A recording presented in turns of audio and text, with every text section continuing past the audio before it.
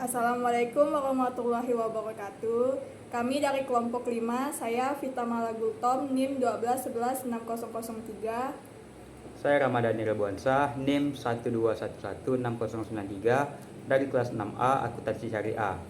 Di sini kami akan menjelaskan mengenai teori akuntansi syariah. Baiklah, langsung saja. Yang nomor 1 itu ada menjelaskan tentang hubungan antara teori, riset, dan praktik akuntansi secara komprehensif. Oke, baiklah. Jadi yang pertama itu ada hubungan teori dan riset akuntansi. Jadi di sini teori akuntansi seringkali menjadi dasar bagi penelitian akademis di bidang akuntansi. Penelitian ini bertujuan untuk menguji validasi teori-teori yang ada, mengembangkan teori baru, atau menyempurnakan teori yang ada. Jadi, hasil dari riset ini kemudian dapat memberikan kontribusi pada pengembangan teori akuntansi yang lebih baik. Selanjutnya itu ada riset dan praktik akuntansi. Jadi hasil dari riset akuntansi seringkali memiliki implikasi langsung pada praktik akuntansi. Misalnya, penemuan baru tentang efektivitas metode pelaporan keuangan tertentu dapat mendorong perubahan dalam praktik akuntansi suatu organisasi. Praktisi akuntansi juga sering berpartisipasi dalam penelitian untuk memperbaiki proses dan prosedur akuntansi yang ada. Nah, selanjutnya itu juga ada teori dan praktik akuntansi. Jadi, praktik akuntansi tergantung pada teori sebagai panduan untuk menafsirkan beberapa standar akuntansi.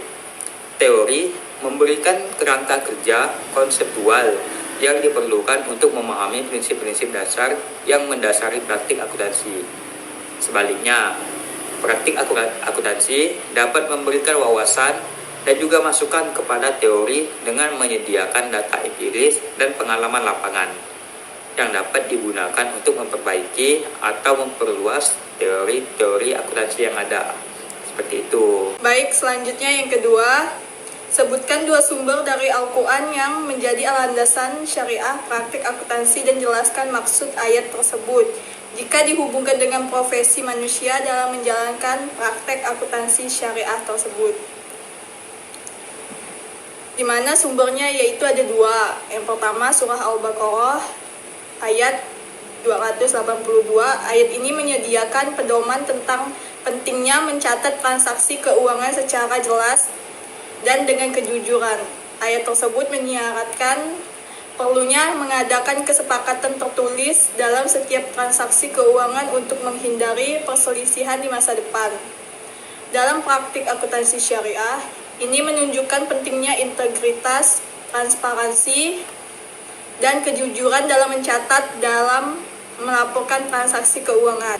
Yang kedua yaitu surah Al-Hajj ayat 18-19. Ayat ini menegaskan bahwa harta benda dan kekayaan adalah titipan dari Allah dan manusia bertanggung jawab atas pengelolaannya. Dalam konteks akuntansi syariah, ini menyoroti tanggung jawab manusia untuk mengelola kekayaan dengan cara yang sesuai dengan prinsip-prinsip syariah, seperti menghindari riba dan mengutamakan keadilan dalam transaksi kekayaan. Ketika menghubungkan ayat-ayat tersebut dengan praktek akuntansi syariah, penting bagi profesi manusia yang terlibat dalam praktek ini untuk memahami bahwa mereka bertanggung jawab atas integritas, kejujuran, dan keadilan dalam mencatat, melaporkan, dan mengelola keuangan. Mereka harus berusaha untuk mematuhi prinsip-prinsip syariah dalam setiap aspek pekerjaan mereka, karena mereka akhirnya akan dimintai pertanggungjawaban atas tindakan mereka di hadapan Allah Subhanahu wa taala. Oke, baiklah yang ketiga. Yang ketiga di sini saya akan menjelaskan tentang secara komprehensif mengenai kerangka dasar penyusunan dan penyajian laporan keuangan syariah yang dimulai dari landasan syariah hingga landasan operasional atau praktik yang berdasarkan gambar yang sudah dikirimkan sebelumnya. Jadi di sini kerangka dasar penyusunan dan penyajian laporan keuangan syariah yaitu terdapat penyajian lapor keuangan syariah yang terdiri dari 4. Jadi yang pertama itu ada landasan syariah. Landasan syariah di sini merupakan dasar utama dari kerangka dasar ini. Landasan ini juga bersumber dari Al-Quran dan hadis yang merupakan sumber utama dari hukum Islam.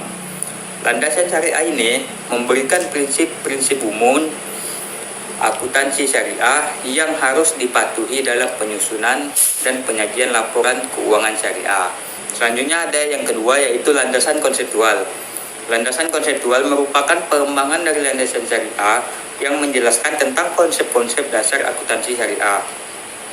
Landasan ini juga meliputi konsep-konsep seperti kepemilikan, pendapatan, beban, aset, liabilitas, dan ekuitas. Jadi landasan konseptual ini membantu dalam memahami dan menerapkan prinsip-prinsip akuntansi syariah dalam praktik. Selanjutnya itu ada yang ketiga, yaitu landasan operasional atau landasan praktik.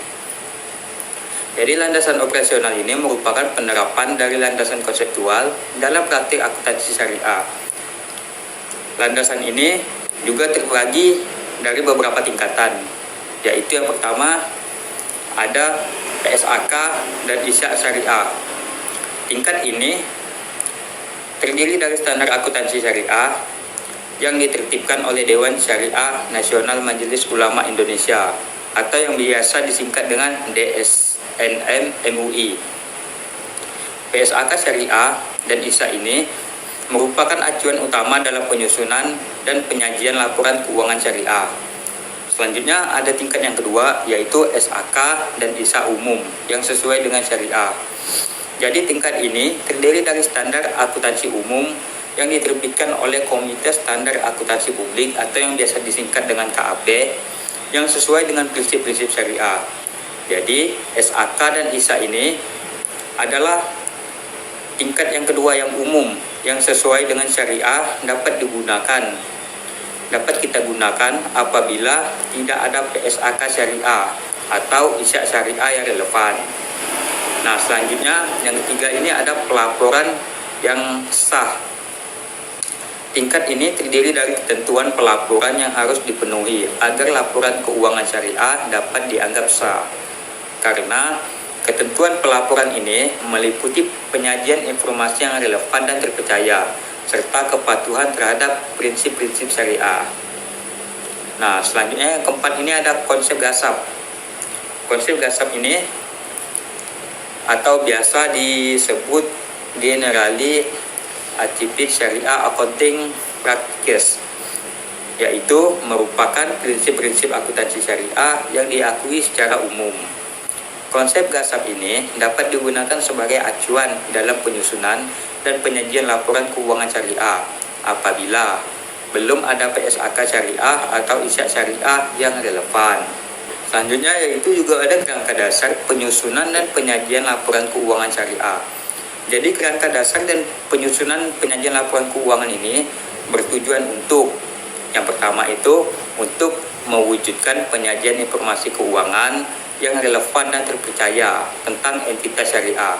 Selanjutnya yang kedua itu membantu dalam pengambilan keputusan ekonomi yang sesuai dengan prinsip-prinsip syariah. Nah, selanjutnya yang ketiga itu meningkatkan akuntabilitas dan transparansi entitas syariah.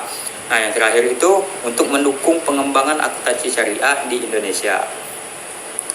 Nah, di sini juga ada manfaat penerapan kerangka dasar penyusunan dan penyajian laporan keuangan syariah bagi entitas syariah. Di antaranya, yang pertama, meningkatkan kepercayaan investor dan stakeholder terhadap entitas syariah. Yang kedua, memudahkan akses entitas syariah ke sumber pendanaan. Yang ketiga, meningkatkan daya saing entitas syariah di pasar global.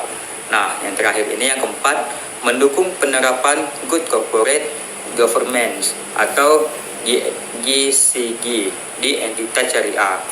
Jadi kesimpulan dari semua ini adalah kerangka dasar penyusunan dan penyajian laporan keuangan syariah merupakan pedoman penting bagi entitas syariah dalam menghasilkan informasi keuangan yang relevan dan terpercaya. Jadi, penerapan kerangka dasar ini dapat memberikan manfaat bagi entitas syariah, investor, dan stakeholder lainnya untuk memudahkan urusan mereka. Baik, selanjutnya saya akan menjelaskan proses tahapan pengembangan standar akuntansi syariah yang dilakukan oleh AAOIFI. Yang pertama, tahapan identitas masalah, di mana tahapan pertama ini adalah identifikasi masalah yang memerlukan standar akuntansi syariah baru atau revisi standar yang sudah ada. Masalah ini dapat berasal dari berbagai sumber seperti praktek akuntansi yang tidak sesuai dengan prinsip syariah, perubahan lingkungan bisnis, atau kebutuhan untuk meningkatkan transparansi dan akuntabilitas entitas syariah. Yang kedua yaitu tahapan penelitian dan pengembangan. Tahapan kedua ini adalah penelitian dan pengembangan standar akuntansi syariah baru atau revisi standar yang sudah ada. AAOIFI membentuk kelompok kerja yang terdiri dari para ahli di bidang akuntansi syariah dan industri keuangan syariah untuk melakukan penelitian dan pengembangan standar. Kelompok kerja ini akan melakukan studi literatur, konsultasi dengan para pemangku kepentingan, dan analisis data untuk menghasilkan standar dan komprehensif dan akurat. Selanjutnya yaitu tahapan exposure draft standar. Tahapan ketiga adalah exposure draft standar akuntansi syariah baru atau revisi standar yang sudah ada. Draft standar ini akan dipublikasikan kepada publik untuk mendapatkan masukan dan komentar dari berbagai pihak.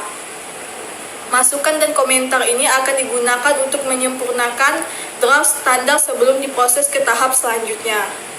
Selanjutnya yaitu tahap diskusi dan konsultasi. Tahapan keempat ini adalah diskusi dan konsultasi draft standar akuntansi syariah baru atau revisi standar yang sudah ada. AAOIFI akan mengadakan diskusi dan konsultasi dengan berbagai pihak seperti Dewan Syariah Nasional MUI, Asosiasi Industri Keuangan Syariah, dan regulator keuangan syariah. Diskusi dan konsultasi ini bertujuan untuk mendapatkan kesepakatan dan persetujuan atas draft standar. Selanjutnya yaitu tahap penerbitan standar. Tahapan kelima ini adalah penerbitan standar akuntansi syariah baru atau revisi standar yang sudah ada. Standar yang telah disepakati dan disetujui oleh AAOIFI akan diterbitkan dan diberlakukan secara efektif. Selanjutnya yaitu tahapan pemantauan dan evaluasi. Tahapan keenam adalah pemantauan dan evaluasi penerapan standar akuntansi syariah. AAOIFI akan memantau penerapan standar dan melakukan evaluasi terhadap efektivitasnya. Evaluasi ini akan digunakan untuk memastikan bahwa standar akuntansi tetap relevan dan sesuai dengan perkembangan industri keuangan syariah. Nah, proses pengembangan standar akuntansi syariah oleh AAOIFI dilakukan dengan hati-hati dan cermat untuk memastikan bahwa standar yang dihasilkan berkualitas tinggi, relevan, dan sesuai dengan prinsip syariah. Standar akuntansi syariah ini memainkan peran penting dalam meningkatkan transparansi dan akuntabilitas entitas syariah, serta mendukung perkembangan industri keuangan syariah sehat dan berkelanjutan. Berikut adalah beberapa poin penting dari proses pengembangan standar akuntansi syariah oleh AAOIFI. Yang pertama, proses ini melibatkan berbagai pihak, termasuk para ahli di bidang akuntansi, syariah, dan industri keuangan. Yang kedua, proses ini dilakukan secara terbuka dan transparan dengan melibatkan exposure, draft, standar, dan diskusi dengan berbagai pihak. Yang ketiga, yaitu proses ini bertujuan untuk menghasilkan standar akuntansi syariah yang berkualitas, tinggi, relevan, dan sesuai dengan prinsip syariah. Yang terakhir yaitu standar akuntansi syariah yang dihasilkan oleh AAOIFI digunakan oleh entitas syariah di seluruh dunia. Baiklah, selanjutnya yang kelima, saya akan menjelaskan tentang pihak yang terlibat dalam penentuan regulasi akuntansi syariah yang ada di Indonesia. Nah, jadi di Indonesia ini regulasi akuntansi syariah melibatkan beberapa pihak. Nah, pihak-pihak yang terlibat ini termasuk yang pertama Badan Pengawas Pasar Modal dan Lembaga Keuangan atau yang biasa disingkat dengan Bapepam LK. Nah, jadi Bapepam LK ini bertanggung jawab untuk mengawasi dan mengatur industri keuangan, ya, termasuk akuntansi syariah tersebut. Nah, yang kedua di sini ada Dewan Syariah Nasional atau yang biasa kita kenal dengan DSN dan Majelis Ulama Indonesia yang disingkat dengan MUI, yaitu DSN MUI, yang merumuskan fatwa-fatwa syariah yang menjadi dasar dalam pembentukan standar akuntansi syariah yang berada di Indonesia. Nah, selanjutnya yang ketiga ini ada Institut Akuntan Publik Indonesia atau yang biasa dikenal dengan IAPI. Jadi IAPI ini membentuk standar akuntansi syariah yang sesuai dengan kebutuhan dan prinsip syariah yang berada di Indonesia. Nah, dan yang terakhir ini yang tidak kalah populernya yaitu ada Otoritas Jasa Keuangan atau yang biasa dikenal dengan OJK. Jadi OJK di sini bertanggung jawab untuk mengawasi dan mengatur seluruh sektor keuangan yang ada di Indonesia. Jadi termasuk institusi keuangan syariah dan juga implementasi akuntansi syariah. Jadi pihak-pihak ini bekerja sama dalam menyusun regulasi akuntansi syariah untuk memastikan kepatuhan terhadap prinsip-prinsip syariah dalam praktik keuangan di Indonesia. Seperti itu. Baik, selanjutnya saya akan menjelaskan secara komprehensif mengenai Syariah Enterprise Theory dan kaitannya dengan metafora amanah dan zakat dalam organisasi bisnis. Yang pertama, saya akan menjelaskan apa itu Syariah Enterprise Theory, yaitu merupakan sebuah teori bisnis yang berlandaskan prinsip-prinsip syariah Islam. Teori ini berkembang oleh Prof. Dr. Muhammad Syafi'i Antoni dan pertama kali diperkenalkan pada tahun 1990-an. Syariah Enterprise Theory ini bertujuan untuk membangun organisasi bisnis yang sejalan dengan nilai-nilai dan etika Islam, serta memberikan solusi bagi berbagai masalah bisnis yang dihadapi oleh umat manusia. Yang selanjutnya yaitu metafora amanah dan zakat, merupakan dua konsep penting dalam Syariah Enterprise Theory yang saling terkait satu sama lain. Yang pertama yaitu metafora amanah. Metafora amanah mengibaratkan bisnis sebagai amanah yang dititipkan oleh Allah Subhanahu wa taala kepada manusia. Oleh karena itu, pengusaha harus menjalankan bisnisnya dengan penuh tanggung jawab dan akuntabilitas kepada Allah Subhanahu wa taala, stakeholder dan masyarakat. Prinsip-prinsip amanah yang harus diterapkan dalam bisnis menurut Syariah Enterprise Theory antara lain yang pertama kejujuran dan keadilan. Pengusaha harus selalu jujur dan adil dalam menjalankan bisnisnya, baik dalam hubungan dengan pelanggan, karyawan, maupun mitra bisnis. Yang selanjutnya yaitu transparansi. Pengusaha harus transparansi dalam menjalankan bisnisnya dengan memberikan info yang benar dan lengkap kepada stakeholder. Selanjutnya yaitu akuntabilitas. Pengusaha harus bertanggung jawab atas semua tindakan dan keputusan yang diambil dalam menjalankan bisnisnya. Yang terakhir yaitu profesionalisme. Pengusaha harus menjalankan bisnisnya dengan profesional dengan menggunakan ilmu pengetahuan dan keahlian yang dimilikinya. Selanjutnya saya akan menjelaskan tentang metafora zakat, di mana metafora zakat ini mengibaratkan keuntungan bisnis sebagai titipan Allah Subhanahu wa taala yang sebagaimana harus dikembalikan kepada masyarakat melalui zakat. Hal ini menunjukkan bahwa Syariah Enterprise Theory tidak hanya berfokus pada profitabilitas, tetapi juga pada tanggung jawab sosial perusahaan. Prinsip-prinsip zakat yang harus diterapkan dalam bisnis menurut Syariah Enterprise Theory yaitu yang pertama, keadilan sosial. Pengusaha harus berusaha untuk menciptakan keadilan sosial dalam menjalankan bisnisnya dengan memberikan kontribusi positif bagi masyarakat. Selanjutnya yaitu pembagian keuntungan yang adil. Pengusaha harus berbagi keuntungan bisnisnya secara adil kepada semua pihak yang berhak, termasuk karyawan, investor, dan masyarakat. Dan yang terakhir yaitu peduli terhadap lingkungan. Pengusaha harus menjalankan bisnisnya dengan memperhatikan kelestarian lingkungan hidup. Nah, keterkaitan antara metafora zakat dan zakat dengan syariah enterprise story, yaitu metafora amanah dan zakat merupakan dua pilar utama dalam syariah enterprise story. Kedua metafora ini saling terkait satu sama lain dan tidak dapat dipisahkan. Metafora amanah menekankan pada tanggung jawab dan akuntabilitas pengusaha dalam menjalankan bisnisnya, sedangkan metafora zakat menekankan pada tanggung jawab sosial perusahaan. Penerapan metafora amanah dan zakat dalam syariah enterprise theory dapat membantu organisasi bisnis untuk mencapai tujuannya, yaitu yang pertama meningkatkan profitabilitas dengan menjalankan bisnis secara jujur, adil, dan transparan, serta memperhatikan tanggung jawab sosial perusahaan. Organisasi bisnis dapat meningkatkan kepercayaan masyarakat dan mendapatkan keuntungan yang lebih besar. Selanjutnya yaitu meningkatkan keberlanjutan. Dengan menerapkan prinsip-prinsip amanah dan zakat, organisasi bisnis dapat membangun bisnis yang berkelanjutan dan tahan lama. Dan yang terakhir yaitu memberikan kontribusi positif kepada masyarakat. Dengan menjalankan bisnisnya dengan memperhatikan keadilan sosial dan kelestarian lingkungan hidup, organisasi bisnis dapat memberikan kontribusi positif bagi masyarakat dan dunia. Nah, jadi kesimpulannya yaitu syariah enterprise story merupakan sebuah teori bisnis yang berlandaskan prinsip-prinsip syariah Islam. Syariah enterprise story menawarkan solusi bagi berbagai permasalahan bisnis yang dihadapi oleh umat Islam dengan menekankan pada metafora amanah dan zakat.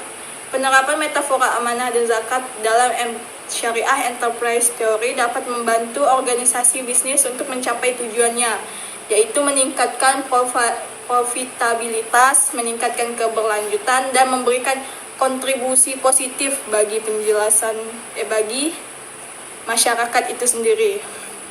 Nah, itu saja penjelasan dari kelompok kami. Kurang lebihnya kami mohon maaf. Jika ada hilaf kata, mohonlah dimaafkan. Karena kekurangan dari diri kami sendiri, segala kelebihan itu dari Allah Subhanahu wa taala. Baiklah, kami akhiri. Wassalamualaikum warahmatullahi wabarakatuh. Bye bye.